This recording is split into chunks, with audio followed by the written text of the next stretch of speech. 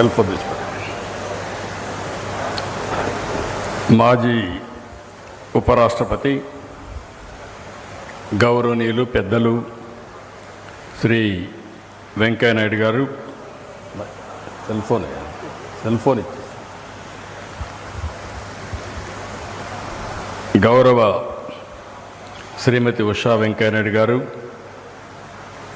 గౌరవనీయురాలు శ్రీమతి దీపా వెంకట్ గారు, ప్రవచనకర్త గౌరవనీయులు పెద్దలు శ్రీ గరికపాటి నరసింహరావు గారు,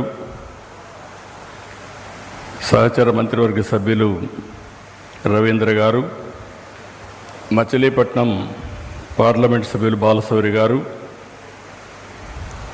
గౌరవనీయులు శాసనసభ్యులు మిత్రులు శ్రీ కామినేని శ్రీనివాస్ గారు, స్థానిక శాసనసభ్యులు యార్లగడ్డ వెంకట్రావు గారు, మాజీ పార్లమెంట్ సభ్యులు విజయవాడ వెస్ట్ శాసనసభ్యులు చౌదరి గారు, అధ్యక్షులు సిద్ధార్థ అకాడమీ రాజయ్య గారు, స్వర్ణభారత్ ట్రస్ట్ కార్యదర్శి చుక్కపల్లి ప్రసాద్ గారు, చైర్మన్ నూజివీడ్ సీడ్స్ ప్రభాకర్ రావు గారు. ఈరోజు ఈ కార్యక్రమానికి చాలామంది దాతలు వచ్చారు. ఇక్కడ శిక్షణ పొందే ట్రైనీస్ కూడా వచ్చారు. అదే మరిగా వెంకయ్యనాయుడు గారికి, స్వర్ణభారతికి శ్రేయోభిలాషులందరూ వచ్చారు. అందరికి కూడా పేరు పేరున మనస్ఫూర్తిగా నమస్కారాలు, అభినందనలు, శుభాభినందనలు. ఒక మంచి కార్యక్రమం, ఒక నూతన సంవత్సరం. ఈ నూతన సంవత్సరంలో ఉగాది రోజు ఇక్కడికి రావడం, మీ అందరితో కలిసి వెంకయ్యనాయుడు గారు ప్రారంభించినటువంటి ఈ ట్రస్ట్ కార్యక్రమంలో భాగస్వాములు కావడం చాలా సంతోషంగా ఉంది. ఈరోజు మనందరం చూస్తున్నాం, తెలుగువారి తొలి పండుగ, పెద్ద పండుగ. ఇక్కడి నుంచే మనకు పండుగలు ప్రారంభమవుతాయి. ఇప్పుడే గరికపాటి నరసింహరావు గారి సూక్ష్మంగా ఒక్క నిమిషమే విన్నాను.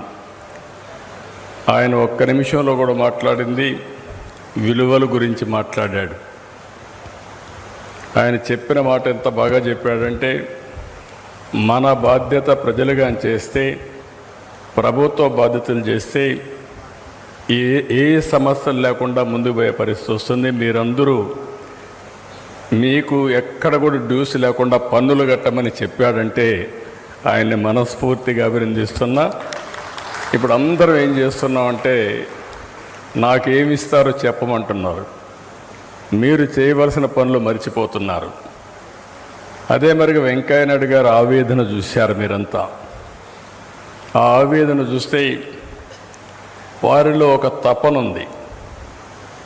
దేశం గురించి, సమాజం గురించి, మన రాష్ట్రం గురించి అనునిత్యం తపన పడే వ్యక్తి వెంకయ్యనాయుడు గారు. మనందరం గుర్తుపెట్టుకోవాల్సింది, పండుగలన్నీ కూడా మన భారతదేశ సంస్కృతిలో భాగం. ఇవన్నీ మన వారసత్వం. ఈ సాంప్రదాయాలు మనం ఒకసారి చూసుకుంటే, ఈరోజు వేదిక పైన మీరు చూశారు, 6 రకాలైన వస్తువులతో ఈరోజు మనం ఉగాది పచ్చడి చేసి మెంటల్గా కూడా మనం ప్రిపేర్ అవుతున్నాం. అన్నీ కూడా ఒకసారి చూసినప్పుడు తొలి పండుగ అంటే అన్ని స్వీట్సే కాదు, అన్ని రకాల సమస్యలు ఉంటాయి. ఈ సమస్యలను ఎదుర్కొనే సంస్కృతి, సాంప్రదాయాలు మనకిచ్చింది మన సమాజం, మన కుటుంబ వ్యవస్థ అని చెప్పి కూడా నేను మీకు తెలియజేస్తున్నా. ప్రపంచంలో ఎక్కడా లేని కళలు కానీ, సాంప్రదాయాలు, పండుగలు, ఆచారాలు ఇవన్నీ మన దేశానికి ఉన్నాయి. ఈరోజు ఎంత పవర్ఫుల్గా ఉన్నామంటే, వేరే దేశంలో ఉండే వ్యక్తులు కూడా మన సాంప్రదాయాల్ని, మన సంస్కృతిని పాటించే పరిస్థితికి వచ్చారంటే అదే భారతదేశం యొక్క గొప్ప చరిత్ర. అది ఏ దేశానికి లేనటువంటి పెద్ద సంపద అని చెప్పి కూడా నేను మీకు తెలియజేస్తున్నా. నేను వెంకయ్యనాయుడు గారు ఒకటేసారి ఎమ్మెల్యేలు అయ్యాం. ఆయన ఉపన్యాసాలు ఇప్పటికి కూడా నాకు జ్ఞాపకం ఉన్నాయి. చాలామంది తక్కువ ఎమ్మెల్యేలు ఉండేవాళ్ళు ఆ రోజు అపోజిషన్లో, నేను రూలింగ్ పార్టీలో ఉన్నాను. అసెంబ్లీని వెంకయ్యనాయుడు లేచి మైక్ తీసుకున్నాడంటే అసెంబ్లీని గజగజలాడించేవారు. ఎవరైనా సరే సమస్యలుంటే ఆ సమస్య పైన తరువుగా ప్రిపేర్ అయి రాకపోతే ఆ రోజు వాళ్ళ పని అయిపోయేది. అంత సమర్థవంతంగా వారు ఆ రోజు చేసేవారు. అక్కడి నుంచి ఆయన వాచ్ చేస్తున్నా నేను. అంచెలంచెలుగా ఎదిగారు. ఆయన ఒక పార్టీలో ఉన్నాడు, నేను ఒక పార్టీలో ఉన్నాను. కానీ ఎక్కడున్నా ప్రజాహితం కోసం ఆలోచించే ఏకైక వ్యక్తి మన రాష్ట్రంలో గౌరవ వెంకయ్యనాయుడు గారు అని చెప్పి కూడా నేను మీకు తెలియజేస్తున్నాను. ఏదో ఆయన పొగడడానికి కాదు, ఆ రోజు చూశాను. ఎన్టీ రామారావు గారిని ముఖ్యమంత్రిగా తొలగించిన రోజున అందరికంటే ముందొచ్చి నేను నిలబడి 30 రోజులు పోరాడి మళ్ళీ ఎన్టీ రామారావు గారు ముఖ్యమంత్రి అయిన తర్వాతనే ఇంటికి వెళ్ళిన వ్యక్తి వెంకయ్యనాయుడు గారు అని చెప్పి నేను మీకు తెలియజేస్తున్నా. ఆయన కొన్ని సిద్ధాంతాలు ఉన్నాయి, సిద్ధాంతాలకు కట్టుబడి పనిచేశాడు. అందుకే కేంద్రంలో బీజేపీ దేశ అధ్యక్షుడిగా పనిచేసే పరిస్థితికి వచ్చారు. అదే సమయంలో మంత్రిగా పనిచేశాడు. కడాన అత్యున్నతమైన స్థానం భారతదేశ ఉపరాష్ట్రపతిగా వారు పనిచేసి రిటైర్ అయ్యే పరిస్థితి వచ్చారు. కానీ ఆయన చూస్తే నాకు అదే డౌట్ వచ్చి అడిగాను, ఎందుకు ఈ ఆలోచన వచ్చిందని అడిగాను. చాలామందికి ఆలోచనలు రావు. మంచి పనులు చేయాలంటే సమయం దొరకదు, సమయం వచ్చిన ఆలోచన ఉండదు, దాన్ని ప్యాషన్గా చేయాలనే ధ్యాస కూడా ఉండదు. ఆయన మాట్లాడితే మేము ఫ్రెండ్స్ అంతా కలిసేవాళ్ళం.